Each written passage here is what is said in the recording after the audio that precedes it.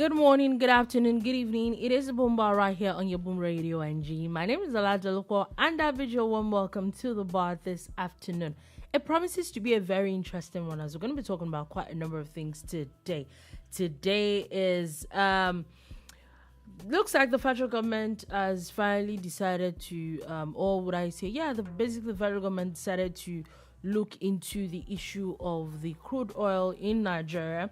There are quite a number of things coming from the federal government as well. Also, there's Niger Delta community protest. It looks like it might just want to affect the calculations of the federal government. So many things would I say against this issue, but we'll definitely get to it. Also, there is a lot going on in Labour Party. Labour Party's issues / Labour Party / NLC issues / Abure issues. We're going to be talking about that. The PDP also has issues with the federal government's pronouncement in Rivers State. The sole administrators are also set up new people to be in that position, and that and a lot of other things. And China is not smiling at all. China ain't smiling. Also, if time permits us, we might do a bit of sports today. So sit back, relax, and enjoy today's show. My name is Oladoluko, and again, I bid you a warm welcome to the bar. And with me in the studio is Shola Rogers. Good morning, good afternoon, good evening. Welcome to the bar also. Okay, so we're getting straight into it. Like I said, there are quite a number of things we're going to be talking about. Starting from the angle of the federal government, there's an announcement by the Federal Executive Council that was, I think, presided over by the Vice President. The President is not around. However, they've now ordered the full implementation of naira-for-crude deal. This was spoken about by the Minister of Finance. I think, what did I hear him being called? Or ECF. The coordinating minister of finance, CMF. Yes, I heard somebody call him CMF. Coordinating minister of the economy, CME. That's it. Where he was talking about apparently, according to the federal government, the naira-for-crude deal is not it was not meant to be a short-term thing. So at the moment, looks like that we're back to the naira-for-crude thing, and maybe we might see a bit of change in cost, because two things that are probably happening now that maybe would affect it. This naira-for-crude, and I'm hoping with the price of crude dropping, we all know the price of crude is dropping. Maybe it's time that we actually now see another drop in cost of crude as well. Or what do you think? Anything that has to do with price of these things going down, especially petrol, but not limited to petrol. It's diesel, gas, I'm all for it. We know that the gas we use domestically and also to power our generator, the LPG has gone down, except for where we went this afternoon, but every other place. It didn't? Trust me, man. So they'll tell you that it's old stock they have. No. So yes, it will be nice if the prices will go down. It will be really a welcome development. That would be an amazing thing. So yes. One of the things that actually crossed my mind was when it was said that the dollar for crude deal, that is naira for crude deal, which basically means that Nigerian refineries, Dangote and any other refinery in Nigeria, can buy crude oil directly from the Nigerian Petroleum Company in naira. Which we're in Nigeria anyway, why not? Smart move, because what that basically does is that it has a direct effect on the demand for dollars. Yeah. So why did the NNPC make it tenured and said it was only for 6 months? When the government said, and I recall that time, the government said that it was a policy thing like this. They know would on the long run make life easier for Nigerians. So was the NNPCL not in the room when that decision was made? They didn't get, or was this one of the things that actually nailed Kyari's that's true, Sha, because maybe you're not. Why did you turn it? Okay, that's true, Sha. That one self did. You just come and tell people that price of PMS was going down, and suddenly you say boom boom, and what do you know? And the honest truth is that it's not like you are importing this crude anyway. Mm-hmm. You're sourcing it locally, so why can't it be paid for locally? You see my point exactly. So that's why I was like, maybe this could have also affected the NNPC. People are like, you know what? Nah, this guy gotta go. This is sabotage. Yeah, it actually does not make any sense. Because they actually have the power to keep him there for another 4 years. I think it's 4 or 5 years. Anyway, on that note, the federal government is now set to meet, or they're already meeting with Dangote officials, saying that the naira-for-crude is still in effect and is not going anywhere. So, like I said, hopefully we might just see a little bit of respite in a couple of days. Fingers crossed. But really, it actually just makes sense with this naira-for-crude, and also oil is coming down. It might not be a good thing totally for Nigeria, but the truth is that the cost of oil is going down. So if we paid higher when the cost of oil was high, we should be able to pay lower. And speaking of the oil prices plummeting as much as 7% today, it's in fresh 4 years. This said that this is the lowest it has been in since 2021.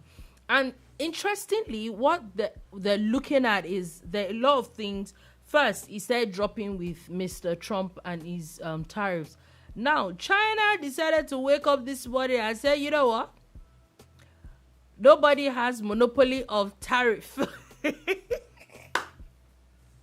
Yesterday, we carried the news that US was angry that Nigeria decided that they were not. Which, funny thing is that thing was actually had always been in places as far back as 2016. There's just really not been so much implementation. So what the Ministry of Finance just did was implementing a law that was already in place since 2016.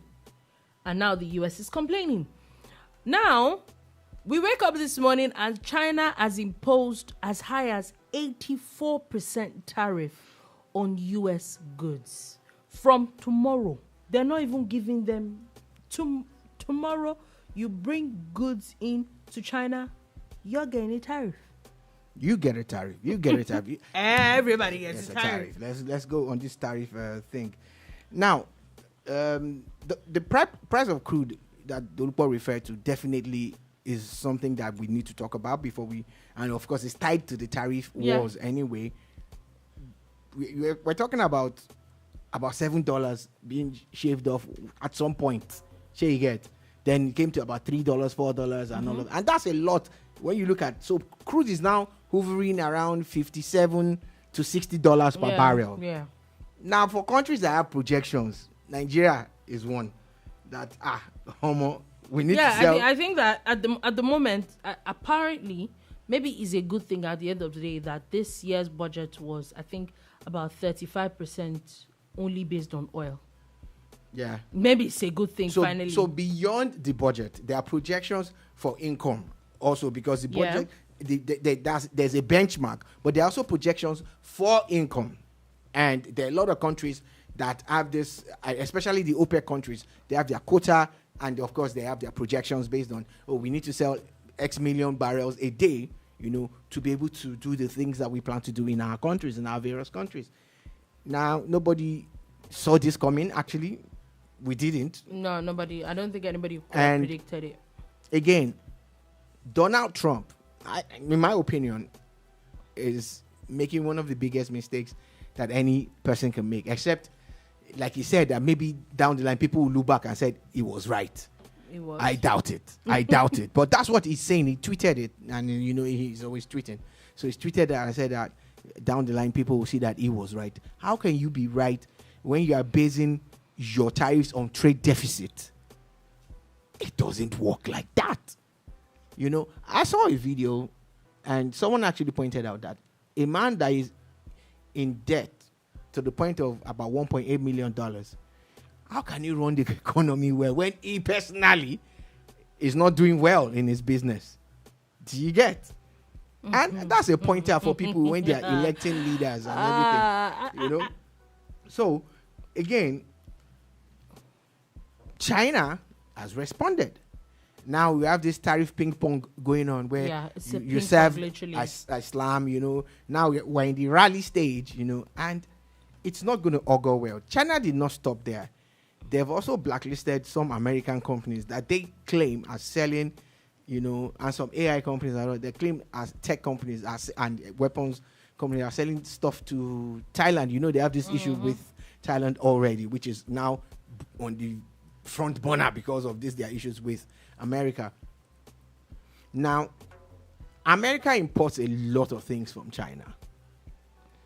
If the people in America are still demanding these goods, they will still be sold. What that means is that they'll be sold at a higher price. Now, Trump was tweeting 2 days ago. He said, you see, that he's right, that the price of commodities are coming down. The price of crude, the price of oil is coming down. The price of oil is coming down because at the end of the day, there'll be fewer demands for it. Do you understand? Because now purchasing power will be the issue. So a lot of companies will have to scale down instead of scale up. They have to scale down, so their demand for oil will reduce. And when their demand for oil reduces, you know what that means. You are talking about a global recession. So we are on the brink of another recession. And this one will bite hard because one person and nicely one country orchestrated by Mr. Donald Trump. Yeah. It's interesting, but we definitely will follow these matters. But still talking about oil and still sticking to oil. You were talking about quotas and all that. Another thing, you people want to scatter President Tinubu's plans because it's not making sense anymore. The Niger Delta community in Warri Delta State is now protesting as they disrupted a pipeline that supplies about 28,000 barrels per day production. And you will think, they're protesting maybe oil spillage or something. No. They are protesting against INEC. My question is, and INEC, and them, what is pipeline? Leave the pipeline alone now. Let pipeline have peace, rest and peace of mind.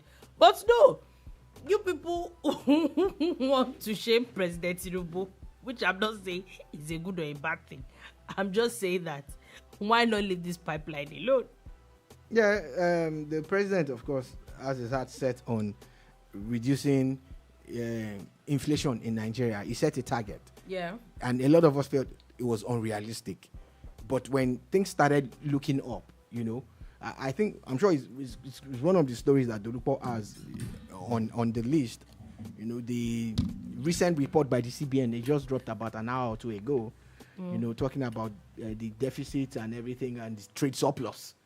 You get it? It's okay, so basically, we're at a point where rather than the last 2 years where we had deficits of 3.4, 3.6 billion or thereabout, now we have a surplus of about 6 or 7 billion. Okay. You get. So what it basically means is that Nigeria's economy is indeed turning around. Yeah, it makes sense. And they've been able to clear a lot of backlog of debts and everything. And this is because, let's be honest, apart from the fact that we're earning more, one of the things that actually intrigued me was we're importing less. I think about 23.4% less is being spent on importation of PMS. You know? So, and even other non-oil goods, importation is down by close to 20-something%. So all of this just means that we're actually even now, meanwhile, our export has increased. Gas exportations and other things. Then, shout out to diaspora. Baba diaspora, Mama diaspora, any Nigerian that is remitting money to Nigeria, you guys are the MVP. It's increased, if you look at it year on year and all of that. So there are more diaspora remittances coming into Nigeria. 30 December said play a small role inside. But majorly, you want to compare to the monthly remittances, don't go there, don't go there at all. That's an entire industry. Why do you think every app is telling you how you can send money to Nigeria? Yeah. Because there are a lot of Nigerians who don't forget their guys, say we get family for Niger, and some like do look on that when they collect it, they'll just look the other way. Those of us who are nice, we share. Okay. We are nice people. We don't do that here. So what it is that it's looking good, but every time there's one news that says Nigeria economy is picking up or whatever, there's somebody trying to blow up a pipeline because of a political reason, or now somebody shutting down. I think we should really get past doing this kind of things for political reasons or whatever other reason. I think we need to actually stop it. Yeah, it's not making sense. So what it is now is that these are the agitations of a Nigerian community in Warri, Delta State, and they are drawing parallels and complaining about the Electoral Commission, that's the one we like to call INEC, and how they believe that INEC is not doing right by them. Which is okay. Like, it's actually okay to have this reservations, yeah? It makes sense. Or you don't like what INEC is doing and all that. Makes sense. My own is, don't do it at detriment of the whole country. So for them, it's at the detriment of them as a nation, as a sub nation in Nigeria, and as stakeholders in the Nigerian project, and how they, at some point, one of the people that I read his press statement was talking about how it's some form of ethnic cleansing or whatever, that they are being subjugated and they're being kept back in their own domain. And since the oil is also in their domain, they're using that to call attention to what they feel that the Electoral Commission is doing wrong. I'm talking about the Ishekiri nation now. They feel that they are not being treated right. And they actually had some parts where they pointed out that, for instance, in a place where there are 94,000 people, predominantly of Ishekiri, of the Ishekiri tribe, they have only about 5 wards. And they're talking about a place where there are 95,000. I'm quoting 95,000, which is just 1,000 plus more than theirs. They said the area is predominantly Ijaw. They have about 19 wards, and you look at it. So is it the 1,000 that they have more than them that makes you have, 14 more wards? In another place where they claim that they have more, they have about 74 or 78,000 to 35,000 of Ijaw in the same locale. They got less than the 35 or 38,000. So in all, they have serious agitations and how this would, rub off wrongly on their political aspirations also, and the dreams of their people and all of that. So I think that it's a matter for the National Assembly. You might bring in some executive presence on the matter to look at it, but I think it's a matter that must be treated. The National Assembly, the governor needs to look at what do you. Beyond the governor cannot allocate or tell INEC what to do. Okay. But the federal who pick them, or the House who actually have oversight functions, can. So that's why I'm saying that as a matter of urgency, the National Assembly needs to look at what our brothers and sisters in Delta State, the Ishekiri people, are saying and clamoring for. Exactly. Because we don't want it to degenerate. Trust me. Okay, now moving on from that quickly, just wanted to also put it out there that the federal government is set to pay another tranche of 4.7 billion naira compensation for the Lagos-Calabar Section 2. Yes, of the that's of the Lagos-Calabar expressways. Mm-hmm. People don't know that when they're talking about this flag off that they want to do next week, it's like Section 2. It's not as if they've not started work there already. So this particular place, of course, there's right of way, and of course there are buildings that are already there. There are businesses that are in the path of this road, and this has to happen, and it only happens if you have proper documentation. A lot of people who might have just done some land grab and all of that, you'll be on your own, But it's good to see that the Lagos-Calabar road maybe in 2 weeks' time, you would have construction going on in about 8 different points of that road. Even the one in Lagos, they are constructing from 2 ends, you know. So again, in Calabar now, they'll be constructing from 2 ends. In Akwa Ibom, they'll start with one section, and again, they'll do Ondo, Ogun.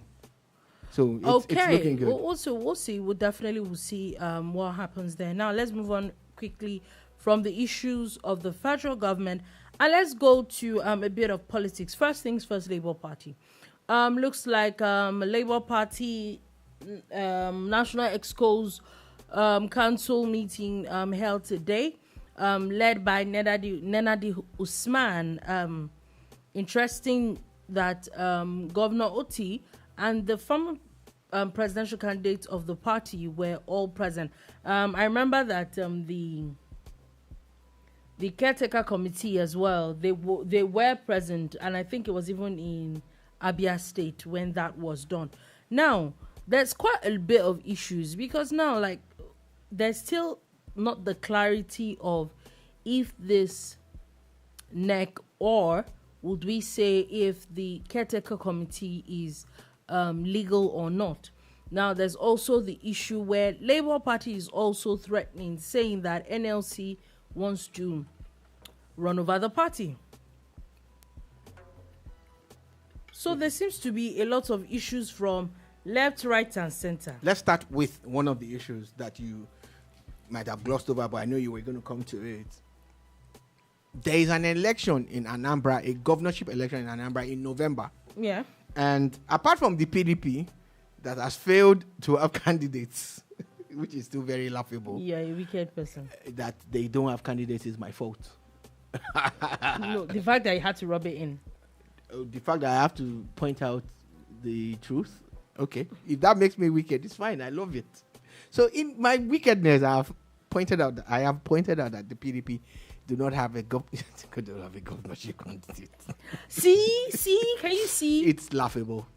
This is the biggest opposition party in Nigeria, and they don't have. Okay. Nobody wants to do. Now, there's an election on the 8th of November 2025. Soludo is Apuga, and he's actually doing well based on my own assessment too. I've not been to Anambra, but I've been following, on social media and speaking to one or two neutral people. But that's just my own opinion. However, the APC have conducted their own primaries. The Labour Party conducted their primaries after that Supreme Court judgment. Mm-hmm. So there is a candidate. I think his name is George Mogalo. There's a candidate. Yeah, however, today, the caretaker committee chairman has said that they're going to review the primaries and know what position to. That's exactly what I'm saying. You know that there's a window for primaries to be conducted, right? Mm-hmm. So that alone is major crisis. Yeah, because according to them now, it was held by the Julius Abure National Working Committee. So that's what I'm saying still. So just picture a scenario where, say they look at it and say, because of time and all of that, we'll let this one slide. Moghalu becomes candidate. If Moghalu wins, it opens up the way for other parties to say, this person was not even supposed to. The primaries was conducted after Supreme Court has said A, B, C, D, X, Y, Z. Do you get? Mm-hmm. Now, on the flip side again, if it doesn't go like that, they have to start another primaries. Now, the person that has won would now say, you know what, no problem. You people go and do another primaries now. We'll see what will happen. If your person, then everybody goes to court. Yeah, again, so all of this that they are doing, November is quite a time. But okay, no, there's a window for the primaries to be conducted. Yeah. So that's why I'm saying that all of this that the PDP, the Labour Party is doing at the moment, I know they're looking at their eyes are on 2027, but again, are you supposed to lose out from this type of elections? Just picture if Labour Party can put their house in order and win Anambra. That means they now have 2 governors. Because if you look at the balance of power and the sharing in the Southeast, believe it or not, the APC has 2 governors in the Southeast out of 5. They do. Ebonyi, Imo. Oh, and Imo. Okay. They have 2. The PDP APGA has 1. Yeah. PDP has 1. And Labour has 1. Labour has Abia. Oh, interesting. Yes. That is actually interesting. Like, I never really looked at it with that's a very dangerous thing for Labour Party. Oh, so you don't want to be playing around because you know that there's power of incumbency. You know that people will an bounce you. additional People are there governor to bounce you would quickly. increase the chances of your presidential candidate. Big. That's a given. It will increase the chances of your presidential candidate. Most likely it will be Peter Obi again, from the look of things, because I don't think they will go through all of this. Or their own faction. Yeah. I don't think he will go through all of this just for another person to come and sit down there. I don't think that Peter Obi is willing to be anybody's vice. Forget all this coalition that they are talking about. So the best thing that he also needs, with what he pulled off in the last election, which, if you would ask me, I don't think that they might be able to pull it off this time, but 2027 is a far cry. But if you can pull off that much upset in 2023, I think that there is no candidate that comes out now, maybe other than Atiku, that he can say that he will be a vice to. It does not. I don't think politically it makes sense. A man got over 6 million votes. Yeah. The person that was second got over 6 million votes. The person that won got 8 million plus votes. The people that got less than 10,000 are going to contest again. Is the person that got 6 million that will not believe that he can win. Do you understand? That's what I'm saying. So I don't think that it's closer to higher numbers than any of those people put together. So I don't think there's anything anybody else is bringing. But like you said, there needs to be your house needs to be put in order quickly. I saw a video of, I think it was Alibaba, that he was talking about. I think he said a message that former President Olusegun Obasanjo sent to him, and we're having a conversation about how to win Nigerian elections. And he said that there's some states that you have to be friends with their governors. Like that if you have Lagos State, you have Kano, I think you have Kaduna, you have Rivers, Delta. I think there were 7. I think Oyo State, and there was one other state, I think Katsina or something. And the CBN governor. That you're almost guaranteed that you're going to win the election. So, like you said, it's all a game of numbers. Yes, I know that social media, everybody says, but we're back to the era of how many people have PVCs. Where are your PVCs domiciled? Are you going to vote when it comes to that time? What's the number of people in some states where, even if you don't win some states, the number you have is going to upset somebody else's win in some other state? So so these things are a lot of calculations, and it's very important, like what you pointed out. The APC has 2 states in the southeast. Those are 2 governors. It means that they have 2 governors that are influential enough to make an upset, at least upset the PDP, because we know that from time immemorial it was the PDP and then Anambra was APGA. But never say never. We saw Labour Party win presidential election in Lagos State. I don't think any person would have seen that coming. So even APGA cannot say categorically that they will win the election. So anything anybody needs to do, it needs to be done quickly. So we'll see where the drama is going with the Labour Party. Still talking. Color me biased though. Mm-hmm. I saw a video of the governor's quarters, or what's that place called? The government house that Soludo is building. Mm-hmm. You know, they didn't have a proper one. They didn't have. Oh, so where did all them? Nah, just here and there, whatever. But if you see what this guy is building, I'm like, Soludo will not build this kind of thing for somebody else. He's not the first person to build and not enter. Matter. Don't be like that. Don't be a player hater. But we saw it. We've seen it happen before. Okay, it's your call. We've seen it happen before.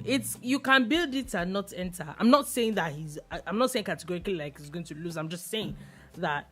Dear CC Soludo, hala, may we yarn. Anyway, the Labour Party, the leadership of the Labour Party has said that the NLC is set to invade its offices as a subtle blackmail to make the Julius Aburo-led leadership look like a villain. To be honest, I don't even understand. I don't understand. Is Aburo not one of them? Is he not part of Labour? So I think this is not part of NLC? I think this is the Aburo faction that is accusing NLC. The Nigerian Labour Congress. Yes. Where the party is domiciled. Yeah. The people, the ones who own part of the party, they want to invade. So NLC, they're saying that NLC president had asked union leaders to begin the process of mobilizing the members in readiness to invade and take over 36 offices and national secretariat of the Labour Party. So are we saying that there are three factions in the Labour Party? There's the Nnamdi Usman one, there's the Julius Aburo, and then there's NLC. So the Nnamdi Usman might be in tandem or in sync or in cahoots with the NLC TUC.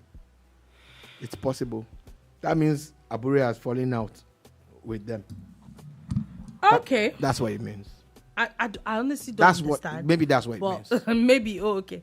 I don't understand what that means, but we definitely will follow this story, at least to give you a more robust conversation. Well, on this matter. We're definitely on the matter. Before we leave that matter, the PDP, 11 of 12 governors of the PDP have now officially taken the federal government to court over the emergency rule in Rivers State. Yeah, they have finally matched their words with action, which basically is an important court case. If you take a look at it, yeah, they're fighting for themselves. Yeah, definitely fighting for themselves. That's one, but it might also become the reference point when such matters arise again, if they do. That can a president actually go that far, because we've seen two different approaches to the state of emergency by two different presidents. The first one removed a couple of governors and put administrators there. The second one declared a state of emergency like the first one, but did not remove the governor. Do you understand? Mm-hmm. It didn't remove the governor.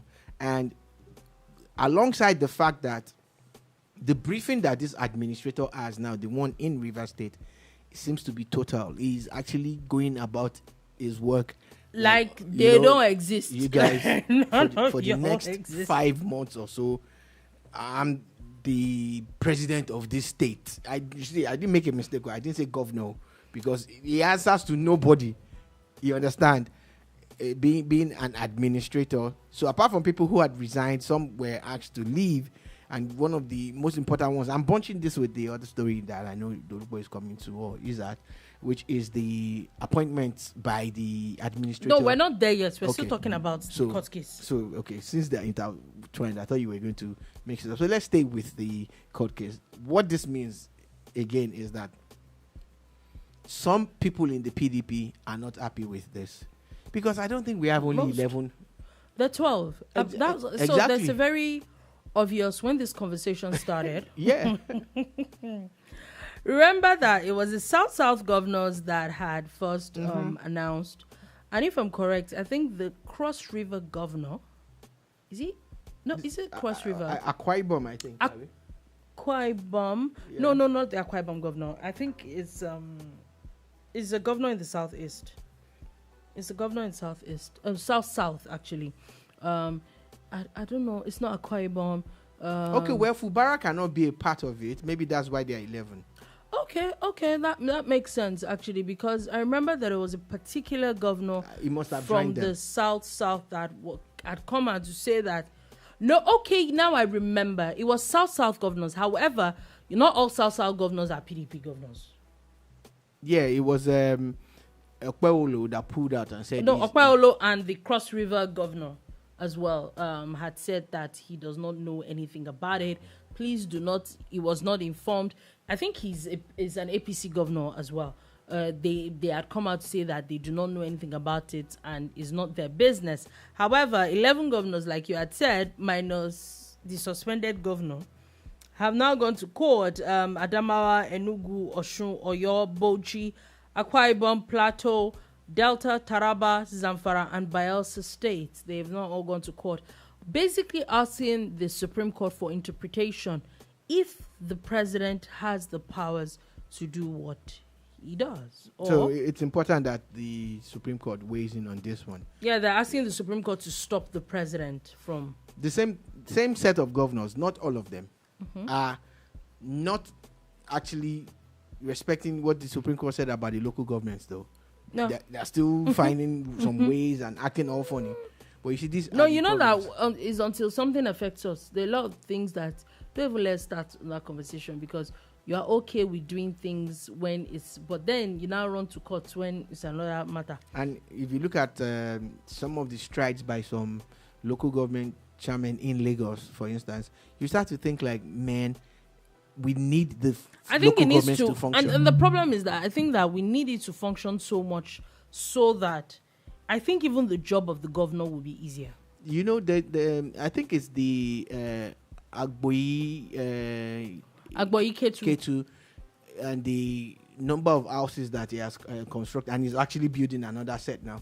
And if you just peg that, Dolupo, and say that this person has built, in the space of maybe 8 years as chairman of the local government, that he has built, say,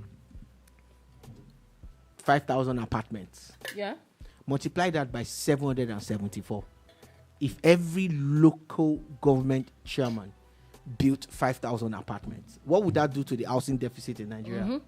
In fact, land, even if it's not so cheap, landlords will come down. Yes, now. Because they know that people have options. There are council flats. There will be council flats, 1 bedroom, 2 bedroom, 3 bedroom. People have options. If I don't even do all those middle class, upper class things, focus on the people who need a 1 bedroom studio apartment, 2 bedroom, 3 bedroom, maximum 4 bed, but let it be apartments. You know, so you can actually maximize space and say maybe like 4 floors times 2. That's 8 apartments in one building times several. If you had local governments moving into doing housing, all that, in 4 years, Nigeria would have tackled housing deficits a lot. Are you playing? It's you know, so we need the local governments to function. The federal is doing their own. The states can even go and start concentrating on, you know, the high-end people, the middle class, and the upper class. I agree with you. Well, anyway, we'll see where all that drama is going to be going to. However, since we're talking about Lagos State, interesting news this morning. As it's not funny, but it's laughable. And I think that at times, when some people have given some kind of vehicles, and when I say some kind of vehicles, some trucks, like bikes, like tricycles, what people call as tuk-tuks, or korokwe, or what is those things called, I think that some bit of brain is cut off. Not everybody, but I think that there's a large chunk of it. Why do I say so? Major gridlock today at Lekki as a truck decided to go through the Lekki-Ikoyi link bridge where there is a barrier, obvious barrier, about the height of vehicle that can go on that bridge. Keep in mind, even with that bridge, there are alternative routes. You do not have to pass that bridge. At least we know that before that bridge was built, there was somewhere everybody else was passing. You now decided to do it, and then you got stuck with the billboard and the barrier that was there, and basically shut down Admiralty Way. Shut down. In the morning, people are going to work. On the island is crazy. Even on the mainland, going to the island in the morning is crazy. That's the day you now decide. People are still reeling from the traffic of, was that last week or the week before? I think it was last week. Last week. And you do this. Make it make sense. As much as I'd like to commend the traffic management agency in Lagos last month for their prompt responses to all of these things, I think that maybe it's their task force or another task force that should be set up. You need to set up some kind of serious monitoring team for madness. Yeah. One thing that we have all noticed, and it's actually a very sad thing, is that at night, traffic management shuts down. Yeah, it does. And it should not be. You know why? Because of mad people like this. Wallahi, if you want to see that a 4-wheeler can carry as much load as a 12 or 10-wheeler, drive outside Lagos at night. And I think that for safety of traffic officers, it might be difficult. No, that's why I talked about a task force. Remember, I started off. I didn't ask the regular last mile guys to be out there. I said, let it be a task force, because they're usually backed up by the police who carry weapons, who carry arms to protect themselves. You see, I didn't make that mistake at all. Yeah. Mm-hmm. So let's stay on what I said. I'm saying that there are too many infractions, traffic infractions at night, and it's usually overloading. And that's why this truck did what it did and wanted to go on that Lekki Ikoyi Link bridge. You had no business on that bridge. You had no business. There was a steel barrier that it broke down. For him to have brought down that metal steel barrier that was meant to prevent him from getting it, that means he was going at top speed. At top speed, exactly. Then it gets enmeshed with the billboard and all of that. They had to get welders and everything to start untangling and detangling and whatever. People like that, in my books, need to go to jail. Like, you're going to jail. Because now, there could be a pregnant woman in that traffic. See, when I say some things, some people think that is laughable. But there's so many things that people do that we overlook that is tantamount to attempted murder. Somebody might be ill and there's an emergency and they're stuck in that traffic because of one mad person. It is attempted murder. So many things that people do. Your plan is to kill people. Simple and short. That's it. Then again, the man hours that are lost, the resources that are wasted. Look, people are buying fuel at 935 naira per litre. You want to kill me? If I'm going to have to waste that fuel, you are killing me. Murder. You are killing me. Yeah, because money, maybe you had already projected that you only need 15 litres to and fro. Then you now end up spending 45 litres in traffic. You are killing me. That's it. There's no excuse for nonsense like that. Anyway, let's move on from that. Let's just go breeze through a bit of international stories. There's a roof collapse of a club that happened in Dominican Republic yesterday. As of yesterday, the death toll was about 90. Yeah. As of today, it has risen to about 113 people. Yeah, dozens of people have died. I don't know, man. This is a very sad one. It is very, very sad. Also, sadly, in South Sudan, cholera is said to have killed about 8 people. 9, yeah. There, it's also sad. Things need to, and with all the issues that's going on in that place, disease should not be. But sadly, when it comes to diseases and all those contagious things, come with things like war, because you can't go through your regular life. A lot of things are disrupted and all that. So it's such a very sad incident. Now let's move on from that quickly and let's do a little bit of sports. First things first. The Niger Delta Sports Festival. I think that I followed it a little bit, and I think for a maiden edition they did not do badly. It's official. Team Bielsa has won that maiden edition, and I remember, I think that as of yesterday, the organizers are talking about it coming back in 2027.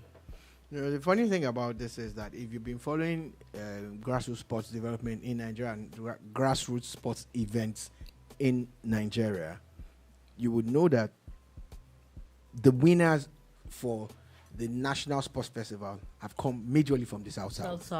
Especially Delta State. So it's actually very surprising for me that the Bielsa could get one over them, and it's interesting. It's a welcome thing, and you know, in a few weeks' time, they will all converge in Ogun State again for the National Sports Festival. Yeah, so even those other states need to look at it. You know, so everybody needs to be aware and beware of Bielsa. A big shout out to Igali. His work is showing. He's an amazing person, a great sports administrator who was a former wrestler for Canada. He won gold for Canada at the Olympics. Came back to Nigeria to develop sports, and we're seeing the results. Also, Rivers Hoopers seems to have lost their first and stopped their unbeaten run after being defeated 100-80. That's a lot by Al Ittihad at the ball competition. Yeah, I think that's the Kalahari conference. It's hosted in Morocco. They won 2 games back to back. They defeated FUS Rabat in the second game. They've had a good run, saying that it's not like they really trained for so long to go out there to represent Nigeria.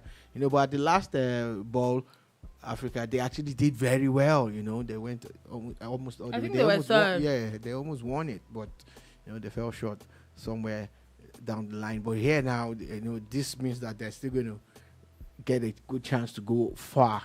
And I think that they're doing really well. That defeated them, it's not a small team when it comes to African basketball. I think that they're doing really well, and they could so actually big shout go out to Rivers Hoopers. Very, very, very far. Now let's go on. As Champions League quarterfinals started yesterday. Interesting news, as it was a very interesting set of games yesterday. Side by side, we saw Arsenal defeat Real Madrid, and Inter Milan also defeat Borussia Dortmund. No, not Dortmund. Sorry, I don't know why my Bayern Munich. I'm so sorry for that. Yesterday, in fact, Bayern was defeated at home yesterday, and also we saw Arsenal, which I feel that a lot of people did not see that coming. However, apparently stats were on Arsenal's side that they had actually never been beaten by Real Madrid at home before. So maybe I don't think a lot of that came into. How many times have Real Madrid played them at home? Is the question? Yeah, just three times. Which is why I said that maybe that was why the stats were not even really important at that point. But we definitely saw a lot of fireworks yesterday. I hope that today's games would have that number of fireworks. It was definitely a set of games that brought into. It were pretty interesting games yesterday. It was worth it. Today we're going to be seeing Barcelona, Borussia Dortmund, and PSG and Aston Villa all at 8 p.m. today. However, before we leave that matter, now it's official that England looks like Arsenal has done a thing for their Premier League brothers as now more people. It's not about fighting for top 4 anymore. It's not top 5. It's not Arsenal that did it. They've won that game. That was the extra points that was needed. It's not Arsenal that did it. It's the fact that there are 5 clubs from England still playing in Europe. That's why. Because for every win, you get 2 points. 2 points, yeah. And Villa is still playing. Man United is still playing. I think Chelsea is still playing. And Tottenham is still playing. So it's all of them is a cumulative thing. And 2 countries, the 2 top countries, will get that extra slot. And that's what has happened. So it's interesting how we see this kind of things play out. But it definitely, I'm actually looking forward to it. Now, moving on from that, we're going to be seeing there's something I wanted to talk about as a video that I saw. So Nigerian Nollywood veteran Kanayo Okanayo had put out a video. I think it was his daughter's 25th birthday, and he said a few things. And he said, get married, pursue PhD, or leave my house by 27. Yeah, it could be a joke. It could be, you don't know how parents, play with their kids, and all of that. I don't think we should take that literally and say, he wants to chase his child out of the house if she refuses to do any of those things that he has said. I don't think it should be taken like that. But the truth is there are parents who actually think like that in reality. And in my opinion, I don't think that's the right way to go about it. But knowing Kanayo, I know he's probably just playing. He's just playing around with, that matter. But if you are a parent that thinks like that, hey, don't be so it happen, no. Well, except you want to tell us that's how your own parents also kicked you out of the house when you didn't get married. Or funny thing is that I've seen that happen before. Yeah, that's why I Like, said their parents will do actually it. seeing that happen. I'm not going to argue with that. Their parents will actually do it. And what we're saying is it's not right, it's not proper, to put people under pressure unnecessarily. If the person now goes and jumps into one bad marriage now, you'll not be saying, why did you rush? Is there anybody chasing you? You chased. You. But I also feel that even those things, even as a joke, I think that some of those things, even though if we pass it off as a joke, at times can sound funny. I agree, actually. There's no discussion about that from my end. There's no argument or even analysis or pushback. I think that, okay, why don't you just say, I would encourage you to get a PhD since you like, your academics a lot and everything. Because if you're talking PhD, maybe she already has a doctorate. Master's, yeah. Or a doctorate. No, Abi? PhD is doctorate. No. Oh, okay, as in he wants her to get... Yeah, a PhD. A PhD. Wants her to get a PhD. Okay, not like she already had a PhD, then she's getting another one. How old is the girl? 25 now. She's 25. How about Malam? Be calming down now. But I think it's a joke. I like to really believe that it is one. But like Dolubo doesn't like the fact that it is, even if it is. But I just say that, look, let's be careful how we push people, because you might just end up pushing them off the off the ledge into the deep end. Anyway, also just wanted to put this out there. NEMA, the National Emergency Management Agency in Lagos, has said that they've received 144 Nigerians from Libya. Again, please, I just want to ask, how many Nigerians are in Libya? Well, we'll never know. We'll never know because there's so many they don't, of them that like at least once a month you hear this, and they're like come in hundreds and all that. Like, how many people really are in Libya? We'll never know. I saw a video. I saw a disturbing video last night. Okay. Late last night. Very dark black man, aka VDM, made a video, and he went to Côte d'Ivoire. I think they reached out to him. There's an orphanage or some charity home in the place that had some Nigerian girls, some as little from the northern part of Nigeria. I think those ones, there are about 7 of them. Some as little as 7 or 8 years old. Were they born there? No. So when he asked them where they were from, they said they were from Niger. But apparently the owners of the home had reached out to the Nigerians, and they came and said, no, these ones are Nigerians. Apparently they had been trafficked from the northern part of Nigeria to Niger, then from Niger to Côte d'Ivoire. Tiny girls. These girls. Okay, so the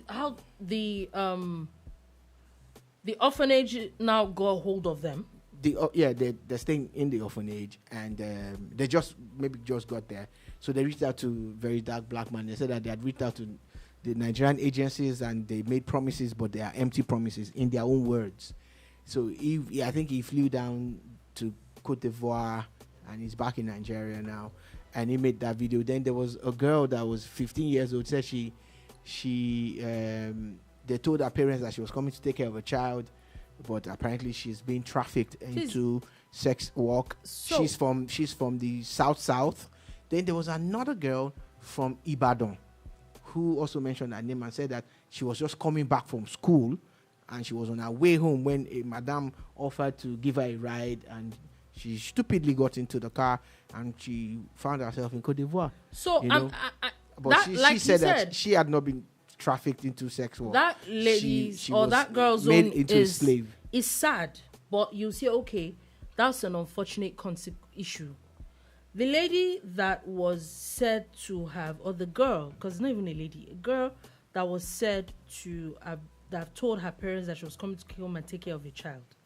Please, what does a 15-year-old know about taking care of a child in the first place? So that one happened. There's another girl that they got from Ore. Said she came from Ore, could barely speak English and all of that. She said she's 15. So you look at it, and I saw them. They're about 10 or 9 Nigerian girls, and they said this is just 0.1% of the number of Nigerian girls who have been trafficked into Côte d'Ivoire.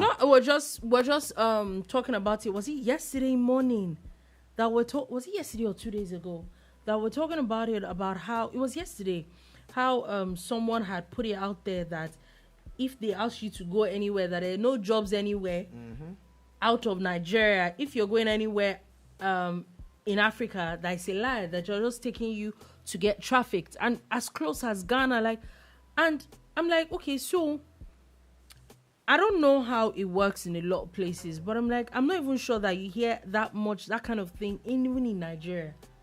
Like, why? It's happening everywhere. I don't think Nigeria is even exempt for it, because the bulk of them are even coming from Nigeria in the first place. You look at some of these homes where they say they have house helps. That's slavery. Yeah. That's why I never liked that thing. That's slavery, you know. And some of these kids were sent down because you are going to help them send their child to school. At the end of the day, the child becomes. We've experienced these things up close now. So if they are doing that in Nigeria, what do you think they are doing when they take them out of Nigeria? So, but the downer for me is, I want to say shout out to very dark black man for doing that. But the downer for me is how uninformed he comes across when he seems to be fighting a cause. Oh, okay. So he made a threat that he was giving Abike Dabiri 1 week or else it will bring her the biggest trouble she has ever seen in her life. I get the fact that you are emotional. Okay. What but trouble, it's though? not Abike. Abike is Diaspora Commission. There's a NAPTIP that has been set up even before Diaspora Commission has been. And NAPTIP is solely for such matters. If you're going to call someone out, call out the president, call out the governors, call out everybody. Waiting because Abike with that one. Sadly, she dabbles into those things to help. Funny enough, I'm not even sure you can even call out anybody at this point. You didn't call out their parents as some of these people whose parents are actually selling them into slavery. Some of them were kidnapped. I get that according to their stories. For someone that was given to go and take care of for a child.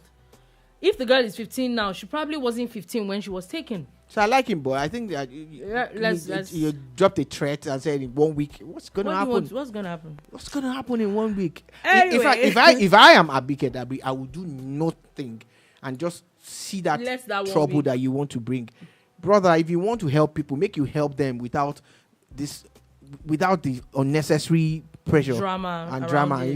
Get down to, you're doing some great things, but which one is you're threatening someone that in 1 week, if they don't do me, they like me personally, they threaten me because I'm like, let's see that drama that but you for the sake of these girls, I'm begging and calling on NAPTIP to wake up and do their jobs again.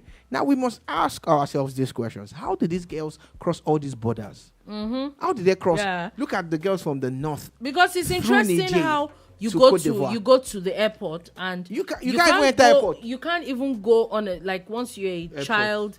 No, do you understand? Like, you can't go unattended, or if all those things. So how is it okay that you are adult? The land border self, you cannot walk through. So how baggage and like then, that? Where are their parents? You didn't ask those questions. So it's a very important question. Again, immigration in Nigeria. What are you guys doing? Very lax. What are you doing? Because even if their parents sell them or whatever it is, they shouldn't be able to pass through the border. Yeah, what are you doing? They are going through from Nigeria. They will pass through Benin, through Togo, through Ghana. Yeah. And for each of those countries after Nigeria, it's 2 borders.